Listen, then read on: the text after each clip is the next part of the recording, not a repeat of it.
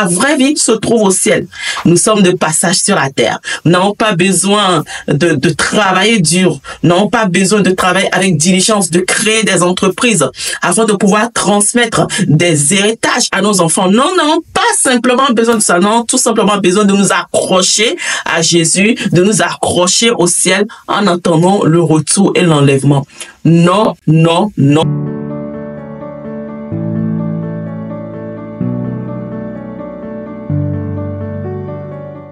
Est-ce qu'un chrétien authentique doit chercher à acquérir la richesse pour Dieu? Pourquoi il est impératif pour nous dans ce 21e siècle d'abandonner les mentalités archaïques qui nous disaient non, qu'il faut tout simplement prier, qu'il faut être fort spirituellement, puissant spirituellement, avoir une vie église, travail, dodo, et de ne pas chercher la domination financière? Nous sommes aujourd'hui dans un monde où l'argent est aussi un roi. Nous sommes aujourd'hui dans ce monde où les chrétiens ne dominent plus dans les sphères économiques et dans toutes les sphères d'influence dans le monde. Alors que la volonté de Dieu pour chaque enfant de Dieu est de nous voir dominer. C'était même ça le but de notre création. Nous rappelons dans Genèse, lorsque Dieu créait l'homme, il a dit qu'il nous a créés afin que nous puissions dominer sur la terre. Et la domination a été confiée aux enfants de Dieu, n'est-ce pas? Pourquoi est-ce qu'aujourd'hui plusieurs enfants de Dieu se retrouvent en bas complètement de l'échelle? Pourquoi est-ce que plusieurs enfants de Dieu ne dominent pas? Parce que nous avons accepté cette mentalité qui nous a toujours dit que la vraie vie se trouve au ciel. Nous sommes de passage sur la terre. Nous n'avons pas besoin de travailler dur. Nous n'avons pas besoin de travailler avec diligence, de créer des entreprises afin de pouvoir transmettre des héritages à nos enfants. Non, nous n'avons pas simplement besoin de ça. Non, tout simplement besoin de nous accrocher à Jésus, de nous accrocher au ciel en attendant le retour et l'enlèvement. Non, non, non, les amis. Moi, je veux que cet évangile de pauvreté cesse et que nous puissions vraiment nous approprier de ce que Dieu veut pour nous. Dieu veut voir ses enfants dominer. Je vous ai cherché des versets bibliques pour vous prouver que la pauvreté n'est pas la volonté de Dieu. Voir les chrétiens en bas de l'échelle, ce n'est pas la volonté de Dieu. Bon, si tu ne me connais pas, je vais me présenter quand même tout d'abord. Je suis Eugénie, celle qui est en train de bâtir une génération de femmes puissantes, une génération de femmes conquérantes, une génération de femmes qui connaissent leur identité, des femmes qui vont coloniser le monde demain. Voilà. Ben, je t'invite, mon ami, à me faire 3 choses, ma reine. Et aussi, je vais dire aussi maintenant, je peux dire les boss, hein, parce que je vois qu'il y a beaucoup d'hommes qui suivent aussi la chaîne. Je t'invite à me faire 3 choses. Avant qu'on puisse continuer la vidéo, je t'invite à liker, à t'abonner et à activer surtout ta cloche de notification parce que cette vidéo aura une 3e partie. Et oui. Bon, si tout cela est fait, me permet de vous présenter encore nos gammes de produits soins de reine. Nous vous proposons à toutes les femmes qui sont sur la chaîne, qui souffraient de règles douloureuses, d'endométriose, de kyste de myome. Nous avons plusieurs témoignages qui nous viennent. Allez vous abonner sur la chaîne TikTok Soins de Reine. Et vous avez aussi ce numéro WhatsApp, les amis, où vous pouvez vous procurer de tous nos produits. Vous avez le vétiver pour les nouvelles mamans, hein, vous avez l'anis étoilé pour tous ceux qui veulent booster leur système immunitaire et lutter efficacement contre le vieillissement, le cancer. Vous avez les fruits noni, de noni, hein. Vous avez tout ce qu'il faut, les amis, des produits bio. Aujourd'hui, nous mangeons tellement mal dans le monde occidental que nous avons besoin de rajouter à notre organisme tout ce qui est naturel, tout ce qui est bio pour pouvoir nous garder en bonne santé. C'est très important, les filles. Donc, n'hésitez pas à aller sur notre catalogue. Vous trouverez tous les produits qu'il vous faut pour vous débarrasser de ces kystes, vous débarrasser de ces myomes, de tout ce qui fatigue votre santé et aussi pour vous rebooster. OK? Donc, on va pas tarder. On va aller tout de suite dans notre thème d'aujourd'hui. Donc, comme je vous le disais, on va abandonner cette mentalité-là de l'évangile de la pauvreté, comme moi je l'appelle. Non, les chrétiens n'ont pas besoin de dominer. Les chrétiens n'ont pas besoin de créer des multinationales. Ils n'ont pas besoin d'avoir une bonne statue dans la société. Il faut juste s'accrocher à Jésus. Non. Et même c'est biblique. Je vais vous sortir des preuves bibliques pour vous dire qu'un chrétien pauvre n'est pas assez respecté dans la société. même pas dans sa famille. Mais j'aimerais vous raconter tout d'abord une histoire, vous amener à voir ce que vous voulez devenir. On va faire un voyage dans le futur, ok? Imaginez-vous, vous êtes un chrétien, hein, vous me suivez. Imaginez-vous être une personne influente, hein, vous êtes à la tête d'une société qui prospère. Vous vous trouvez, je sais pas, en Europe, en Afrique, aux États-Unis, ok, et vous prospérez financièrement. C'est ça la volonté de Dieu. Il faut vraiment l'accepter, ok. Vous êtes en train de prospérer financièrement et avec l'argent que Dieu vous a donné, vous aidez les pauvres de votre famille, vous scolarisez les enfants pauvres, vous aidez votre tante, votre tantine, votre mamie, vous aidez vos parents, vous leur faites du bien, vous aidez les pauvres, vous aidez les orphelinats. En tout cas, vous êtes vraiment une personne riche pour Dieu. Si c'est en Afrique, là, on vous nomme tout de suite chef de famille. Oui, parce que là où il y a l'argent, là, les gens suivent. Là où il y a l'argent, il y a le respect. On ne peut plus se mentir dans ce monde, ok? Donc, automatiquement, vous êtes nommé chef de famille. Il n'y a pas de décision qui doit être validée sans votre accord. Vous avez l'influence sur votre famille et aussi dans la société parce que vraiment, vous êtes une personne influente. C'est ce qu'on appelle l'évangélisation par influence. Il y a des endroits où tu n'as pas besoin de parler. Juste ce que Dieu fait de toi parle en ta faveur, ok? Donc, si cette personne-là que tu prends le temps de nourrir, d'aider, de soutenir parce que Dieu t'a donné les moyens et l'argent pour ça, si tu leur dis, c'est ce Jésus-là qui m'a donné tout ça, c'est ce Jésus-là qui m'a amené ici, c'est ce Jésus qui a fait de moi la personne que je suis aujourd'hui, les personnes-là n'auront pas de doute. Ils n'auront pas de doute pour vous dire que oui, effectivement, Jésus change les vies, Jésus restaure les vies, Jésus donne la gloire. C'est biblique, hein? Le psaume nous dit, l'Éternel donne la gloire et la grâce. Il ne refuse aucun bien à ceux qui l'aiment. Oui, c'est Dieu qui donne la gloire, c'est Dieu qui donne la grâce. Il y a deux choses qu'il donne. L'Éternel donne la gloire et la grâce. La grâce, c'est le salut éternel. Mais il donne aussi la gloire. La gloire, c'est les possessions, afin de pouvoir influencer positivement notre environnement et notre génération. Donc, ces personnes-là, tu n'auras pas besoin de beaucoup parler. Ils vont te suivre parce que tu as de l'influence. Si vous voyez dans la Bible, les patriarches dont nous parlons aujourd'hui, les Moïse, les Abraham, ils n'étaient pas des employés, ils n'étaient pas des personnes lambda, c'était des personnes riches et influentes financièrement dans leur société et dans leur génération à l'époque. Donc, les amis, Dieu veut la prospérité de ses enfants même en particulier. Dieu veut la prospérité de beaucoup de personnes dans notre société, même s'ils ne sont pas des enfants de Dieu, mais en particulier. Dieu sait que lorsqu'il confie ses trésors à ses enfants, ils ont une sagesse pour pouvoir le gérer. Ils ont l'esprit de Dieu pour pouvoir le gérer. Ils vont pouvoir faire du bien au monde. Je vais vous lire ce verset. Ok, dans Proverbe, c'est écrit dans Proverbe 29, verset 2. Quand le juste se multiplie, le peuple se réjouit. Mais quand les méchants gouvernent, le peuple gémit. Dieu nous dit ici tout simplement que quand les méchants se multiplient, les méchants sont au pouvoir, la population gémit, la population souffre, la population n'est pas heureuse. Mais quand les justes sont au pouvoir, quand les enfants de Dieu ont le pouvoir, l'autorité, la domination, le peuple se réjouit. Et Dieu veut que le peuple se réjouisse. Dieu veut que la nation tout entière, la nation de la France, de l'Europe, de l'Afrique, puisse se réjouir. N'est-ce pas? C'est ça la volonté de Dieu. C'est pour ça que Dieu veut voir ses enfants dominer dans les sphères d'influence, créer des multinationales, créer des entreprises, être puissamment, financièrement puissants pour pouvoir influencer le monde. Vous allez me dire, je vois déjà d'autres personnes qui viennent avec le verset de l'apôtre Pierre, hein, qui avait guéri le paralytique dans Acte 3, verset 6, qui lui disait, je n'ai ni or, hein, je n'ai ni argent, mais ce que j'ai, je te donne, lève-toi et marche. Donc, On nous a toujours expliqué ce verset, soit disant que l'apôtre, bien sûr que c'est ce qu'il disait. Il disait, je n'ai ni or, je n'ai pas d'argent, mais ce que j'ai, c'est Jésus, je te donne. Mais les amis, ça c'était dans un cas précis. Ce paralytique-là avait besoin de deux choses. Il avait non seulement besoin de la guérison, mais il avait besoin aussi de Jésus.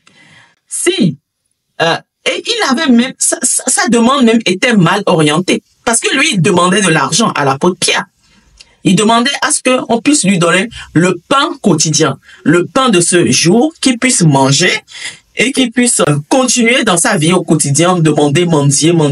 Mais Pierre lui a dit, comme Dieu aussi te dit aujourd'hui, tu ne peux pas vivre avec ce pain quotidien. Tu as besoin de quelque chose de plus grand. Tu as besoin de quelque chose de plus conséquent. Au lieu de te donner le pain, Dieu veut aujourd'hui, à travers cette vidéo, te donner l'usine pour fabriquer le pain. Comme ça, tu auras la possibilité de fabriquer le pain et tu ne manqueras pas toi-même de pain au quotidien. C'est pour ça que l'apôtre Pierre lui a dit, je n'ai ni or ni argent, mais ce que j'ai, je vais te donner quelque chose de plus grand, c'est Jésus. Lève-toi et marche. Donc, en lui disant, lève-toi et marche, il lui donne automatiquement la possibilité d'aller fabriquer son propre pain, de pouvoir être quelqu'un qui compte dans la société, de pouvoir être quelqu'un qui est influent dans la société, de quitter sa statue de paralytique mendiant et de devenir quelqu'un de devenir aussi un bras actif dans la société. C'est ce que Dieu veut pour nous. Dieu ne veut pas que nous soyons toujours là en train d'attendre à la fin du mois le salaire. C'est en quelque sorte une mendicité. Attendre chaque mois le salaire. Dieu veut non seulement, lui, nous donner le salaire parce que dans l'usine du pain, de fabrication de pain, il y a aussi le pain quotidien. Je ne dis pas d'abandonner ton emploi, mais il te faut aussi l'usine pour pouvoir produire beaucoup plus. Il te faut beaucoup de ramifications. Il te faut d'autres fleuves pour pouvoir créer d'autres sources de revenus. Peu que nous puissions créer des entreprises durables, des entreprises que lui-même nous inspire, des entreprises que lui-même nous a mis à cœur, qui seront des entreprises durables, comme les KFC, qui se transmettent de génération en génération, comme les McDo, comme le Coca-Cola. Ce sont des entreprises durables ce sont des personnes qui ont laissé de l'héritage aux enfants de leurs enfants. Et c'est biblique. Vous connaissez avec moi ce verset qui nous dit, Proverbe 13, verset 22, l'homme de bien laisse un héritage aux enfants de ses enfants. Dieu veut que toi et moi, nous puissions laisser un héritage. Nous puissions laisser des sociétés aux enfants de nos enfants. Et ce qui nous amènerait à nous d'arrêter de faire, si tu es une personne qui me suit, mais d'arrêter de créer des petites entreprises, d'arrêter de créer des choses qui ne s'arrêteront qu'à nous, d'arrêter aussi de faire des choses au noir, mais de déclarer nos entreprises, de créer de vraies sociétés, de créer de vraies entreprises qui seront transmissibles aux enfants de nos enfants. Il faut qu'on commence à établir, les amis, des plans et des stratégies pour sortir de l'assistanat que l'Europe nous a toujours proposé, pour sortir de l'APL, sortir de l'RSA. Tu peux faire un plan sur 10 ans. Tu peux te dire, dans 10 ans, je ne veux plus me voir dans les RSA. Je ne veux plus me voir dans les HLM. Je ne veux plus me voir. Je crée un plan de sortie. Hein? Et ce plan de sortie-là, ce n'est pas que tu es en train de vivre dans la précarité. Quelqu'un a dit, ne confondons pas précarité et préparation. Tu es en train de te préparer pour monter dans les sphères d'influence. Tu es en train de te préparer pour changer de statut social. Donc, ce n'est pas une précarité. Tu n'es pas en train de t'imposer, non, une vie de précarité, non. Tu es en train de te préparer. Non, si cela va te prendre 10 ans, prends les 10 ans et dis-toi, dans les 10 ans, je sors de la précarité. Dans les 10 ans, je change de statut. Dans les 10 ans, je laisse une société, l'entreprise qu'il faut aux enfants de mes enfants. C'est ça qu'on arrive à régner financièrement, les amis. Sans finance, il n'y a pas de domination. Tu peux beau avoir le talent, tout ça, mais si tu ne laisses pas quelque chose de concret aux enfants de tes enfants, il n'y a pas de domination. Je vais vous raconter aussi l'histoire d'une connaissance. C'est une histoire qui m'a été racontée cette semaine et ça m'a complètement J'étais choquée. J'étais choquée quand la personne m'a raconté son désarroi. Nous sommes rentrés dans le monde du travail ensemble, ok, et ça fait près de 6 ans qu'on travaille, pas dans les mêmes entreprises, mais qu'on travaille. C'est un jeune, c'est une personne très jeune, hein, qui n'a pas de charge, pas d'enfant, même pas de loyer à payer, pas de charge. C'est-à-dire, c'est une personne à 0 charge, en fait. OK. Sachant que moi, j'ai des charges, j'ai des enfants et tout. On a commencé ensemble dans le monde séculier, OK. Aujourd'hui, je parlais avec la personne là cette semaine et parce qu'il me racontait son désarroi, qu'il voulait changer d'emploi, que ça ne payait pas bien, tout ça. Je lui dis, OK, est-ce que tu t'es créé ton épargne de secours, hein, ton coussin de secours avant de pouvoir démissionner? Il me dit, non, c'est maintenant que je veux commencer à épargner parce que je me vois dans un an ou plus, je ne me vois plus dans cette société. Je dis, OK, attends, wait. C'est maintenant que tu veux commencer à épargner? Il me dit oui. J'ai dit, OK.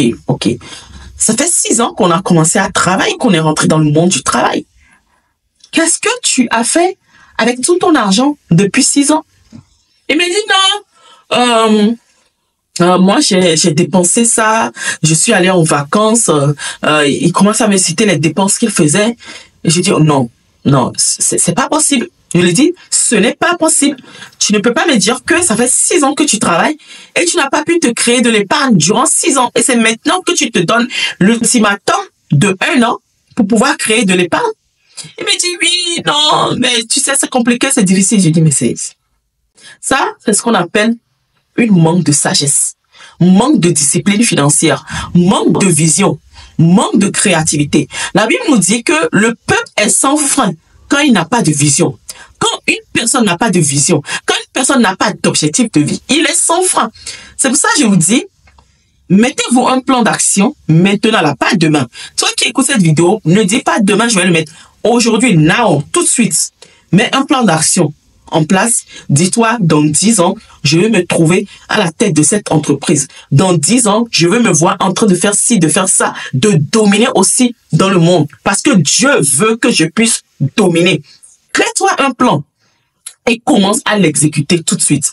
Si tu ne sais pas le faire, tu peux nous contacter en inbox. Voilà un email où tu peux nous contacter et je me ferai le plaisir et par la grâce du Saint-Esprit de t'aider à définir un plan d'action, un plan de sortie, des stratégies d'épargne et d'économie pour pouvoir et même définir aussi ta vision, parce que c'est la vision qui t'aidera à aller dans la direction du sacrifice, dans la direction de l'épargne, dans la direction dans la direction de l'épargne tout simplement, parce que si tu n'as pas de vision, tu ne vas pas te sacrifier, tu trouveras inutile d'épargner. Mais quand tu auras une vision bien définie, écrite, bien cadrée, tu sais là où tu vas.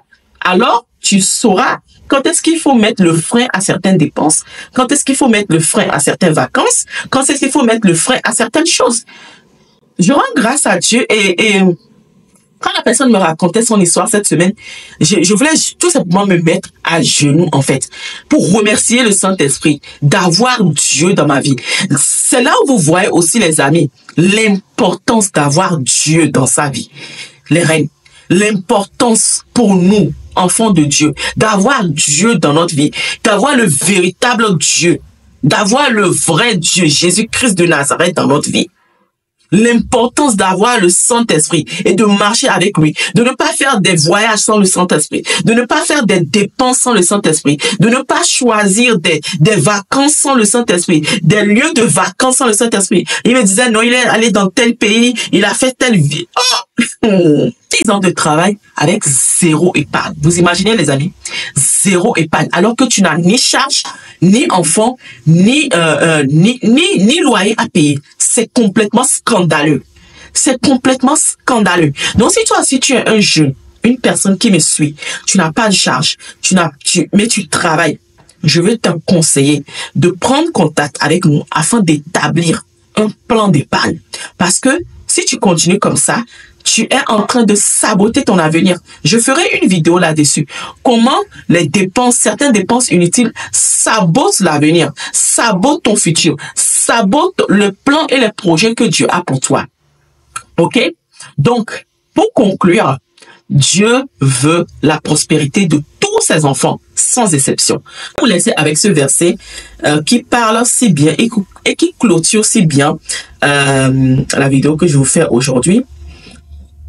Pour vous prouver qu'un chrétien pauvre n'est pas assez respecté, ni dans sa famille, ni dans sa société, c'est dans Ecclésiaste 9, verset 15. Il s'y trouvait un homme pauvre et sage, qui sauva la ville par sa sagesse. Mais personne ne s'est souvenu de cet homme pauvre. Ecclésiaste 9, verset 15. Nous passons notre temps en tant qu'enfants de Dieu à sauver le pays des calamités, par notre intercession, par nos prières, par nos jeûnes. Mais personne ne se souvient de nous. Personne. Oui, bien sûr que Dieu se souvient de nous. Bien sûr que Dieu va nous récompenser pour le travail, l'amour que nous avons montré à son nom. Mais ici, là, en attendant qu'on est sur la terre, là, personne ne se souvient des pauvres. Des chrétiens sans influence ne sont pas calculés. Non. Tu peux beau sauver le pays, tu peux beau prêcher, avoir toute la sagesse, mais il te faut aussi la gloire, la puissance. Une vidéo sur l'assistanat, comment et pourquoi nous avons sorti de l'assistanat. Je crois que la vidéo, je vais vous la mettre là, ok? Et aussi en commentaire, allez, prenez le temps d'écouter toutes les vidéos que je vous mettrai en commentaire. Ça va venir compléter vraiment la vidéo que j'ai fait aujourd'hui. Donc, je vous attends dans les commentaires, les amis. Dites-moi ce que vous en pensez de cette thématique. Dites-moi, est-ce qu'il faut ou pas chercher la richesse pour Dieu?